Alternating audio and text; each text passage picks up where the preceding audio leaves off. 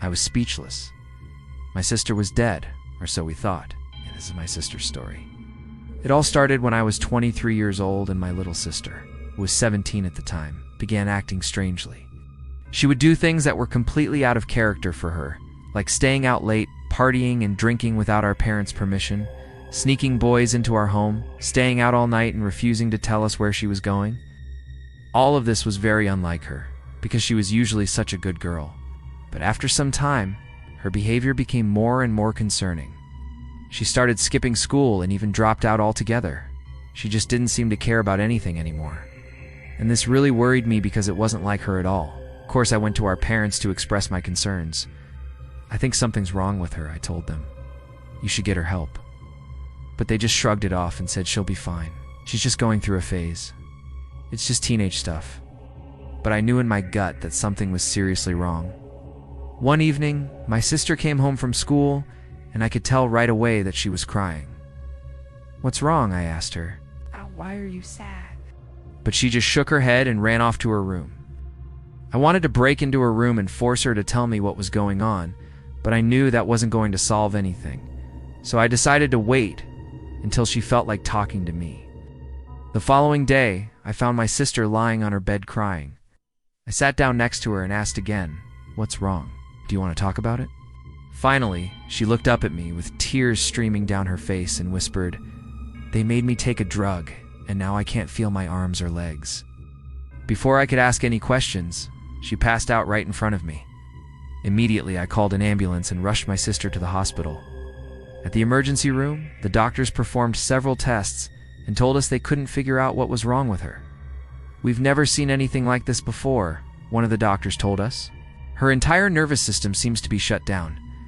But the weird thing is, all of her vitals seem to be fine. Her heart is beating, she's breathing, and she has a pulse, but she's completely paralyzed. It's like she's in a coma." We stayed at the hospital for 2 days, but at the end of it, the doctors still had no answers. They recommended that we transfer her to a different facility so she could receive treatment from specialists. And although I wanted to stay with my sister at this difficult time, I had to go back home because I had work to take care of. As soon as I got back home, though, I couldn't focus on anything. I kept thinking about my sister and how she ended up in a hospital in the first place. Had she been kidnapped? Was she attacked by a stranger? Had someone poisoned her? But then, I remembered her saying, "They made me take a drug," which made me wonder if this had anything to do with drugs. Maybe she accidentally overdosed, and that caused her paralysis. But that didn't make sense either, because if she took a lethal dose of drugs, she wouldn't be conscious or breathing. 2 days later, I got a call from the hospital telling me to come in as soon as possible because they had news about my sister's condition. When I arrived, I saw my parents sitting in the waiting room. Their faces were pale and they looked devastated. As soon as I sat down next to them, they broke down and told me, "She's gone.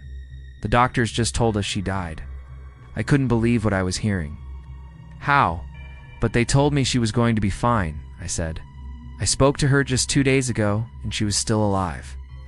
But my parents just shook their heads, tears streaming down their faces. The doctors had given my sister a 1% chance of survival, and apparently her condition worsened overnight and she was pronounced dead.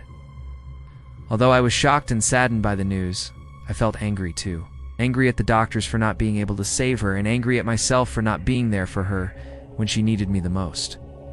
The funeral was held 3 days later. As I stood next to my parents during the burial, I couldn't help but cry. Why did this happen to her?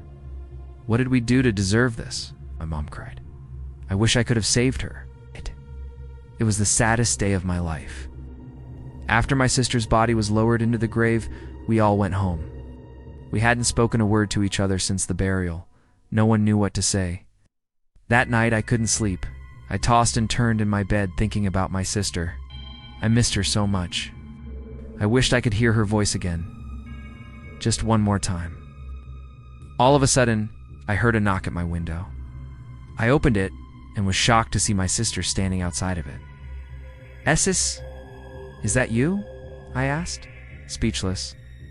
"Yes, it's me," she replied. "But why are you here? You're dead."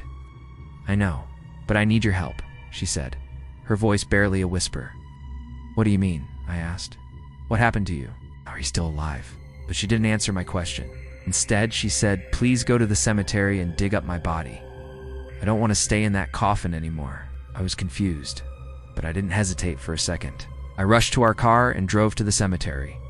When I arrived, I searched for my sister's grave, and I couldn't believe what I saw. Someone had already dug up her grave and her coffin was gone.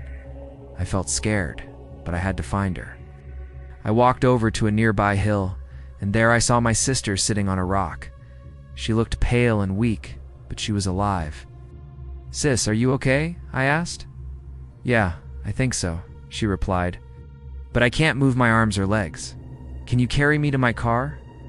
I hesitated for a moment, torn between fear and love for my sister. But in the end, I knew I had to help her. I carried her to my car and brought her back home. Once we got her inside, she explained to me what had happened. After the doctors pronounced me dead, I woke up. I realized that I was still alive, but no one else could hear or see me. I tried screaming and moving around, but no one noticed me. That's why I knocked on your window tonight. I wanted you to dig me up because I don't want to be buried alive. But how did you escape the cemetery?" I asked. "A homeless man sleeps in the cemetery at night, and he must have seen me moving in my coffin. He probably thought I was a zombie and dug me up, but I don't understand." "Why did you want me to dig you up? You trying to run away or something?" I asked. "No, I just want to be with you, sis. I don't want to be alone."